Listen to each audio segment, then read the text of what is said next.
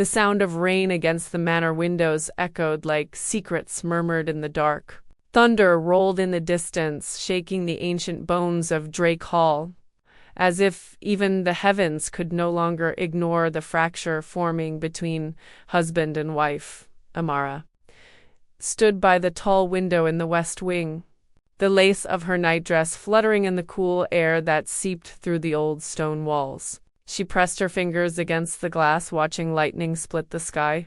A storm outside and another inside her heart. The past few weeks had taught her how to walk carefully on glass, how to smile while bleeding, how to pretend Cassian's silence didn't hurt more than his threats ever did. Cassian hadn't spoken more than a few words to her since the gala. After the kiss that wasn't supposed to mean anything. After the moment in the corridor, when his hands had trembled on her waist, he was pulling away again. Amara had read about men like him, broken and powerful, molded by loss and vengeance. But reading and living it were two different beasts. His distance no longer protected her. It wounded her. Cassian stood in his study, unaware or perhaps too aware of the storm that brewed beyond the carved oak doors. His fingers curled around a glass of scotch, untouched. The fireplace cast flickering shadows over the ancient portraits of the Drake line men who ruled through terror, who died with blood on their hands.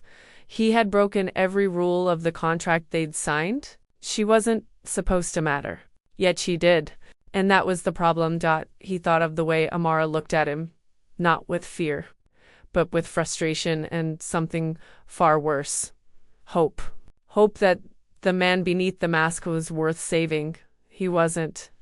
Cassian drained the scotch in one long pull. He had kept her at arm's length to protect her from the world he ruled, from the enemies that whispered in the dark. But more and more, he feared she needed protection from him. A knock interrupted the storm. "Enter," he said, voice low. Amara stepped in, still in her nightdress, hair loose around her shoulders like a midnight waterfall. "We need to talk." He didn't move. "About what?" "You tell me. You've barely looked at me since the gala." His eyes met hers, hard, unreadable. "I've been busy." "With what? Ignoring your wife?" She snapped, stepping closer. "You can't keep shutting me out every time you feel something." "I feel nothing," he lied. Amara's lip trembled, but she held her ground. "You kissed me. You touched me like I mattered. Don't tell me that meant nothing." "I warned you what this was," he said, jaw tightening. "A contract. An arrangement." "You're lying," she whispered. "You kissed me like a man who is drowning." Cassian's glass shattered against the wall. She didn't flinch. You think you understand me? You know nothing of the world I live in, of the enemies I have. I married you to protect you. That's all." Her voice was quiet. "Then protect me by telling me the truth. Why are you really pushing me away?" He turned away, back stiff. "Because I can't lose you, Amara, and if I let myself feel, I will." Silence. Her breath hitched. "You already have me." "That's what you don't see."